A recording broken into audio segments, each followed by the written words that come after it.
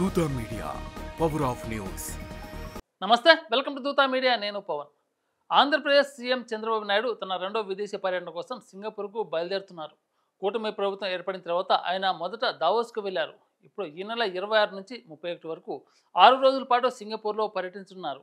ఈ పర్యటనలో పెద్ద పెద్ద కంపెనీల బాస్లను, ప్రముఖులను కలుస్తారు. ఏపీలో పెట్టుబడులు తెచ్చేందుకు ఇదొక మంచి అవకాశంగా భావిస్తున్నారు. రాష్ట్రంలో కొత్తగా తీసుకొచ్చిన పారిశ్రామిక విధానాల గురించి, వ్యాపార సులభతరం చేసే నిబంధనల గురించి వివరిస్తారు. ఆంధ్రప్రదేశ్లో 1053 కిలోమీటర్ల తీరం, పోర్టులు, విమానాశ్రయాలు, హైవేలు, భూములు, నైపుణ్యం ఉన్న యువత గురించి చెప్పి పెట్టుబడులు పెట్టమని కంపెనీలు ఆహ్వానిస్తారు. మొదటి రోజు సింగపూర్లో ఉండే ప్రవాసాంధ్రుల సమావేశంలో చంద్రబాబు పాల్గొంటారు. అక్కడ తెలుగు వాళ్ళను కలిసి ఏపీలో పెట్టుబడులపై ఆసక్తి కలిగించే ప్రయత్నం చేస్తారు. పేదరికం తగ్గించేందుకు ప్రభుత్వం చేపట్టిన P4 కార్యక్రమంలో భాగస్వాములు కావాలని కోరుతారు. విశాఖలో నవంబర్లో జరిగే పెట్టుబడుల సదస్సుకు సింగపూర్ నుంచి పారిశ్రామికవేత్తలను రప్పించేందుకు కూడా ఈ పర్యటనను ఉపయోగిస్తారు. పోర్టు ఆధారిత ప్రాజెక్టులు, సెమీకండక్టర్లు, AI, డేటా సెంటర్ల గురించి చర్చిస్తారు. సింగపూర్లో జరిగే బిజినెస్ రౌండ్ టేబుల్ సమావేశాలు, రోడ్ షోలో కూడా చంద్రబాబు పాల్గొంటారు. అక్కడ మౌలిక సదుపాయాలు, లాజిస్టిక్ కేంద్రాలను సందర్శిస్తారు.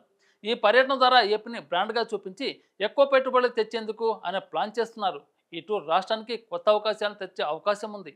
ఇలాంటి మరిన్ని అప్డేట్ కోసం దూతా మీడియాని ఫాలో చేయండి. Thank you. For more updates, please subscribe Dootha media.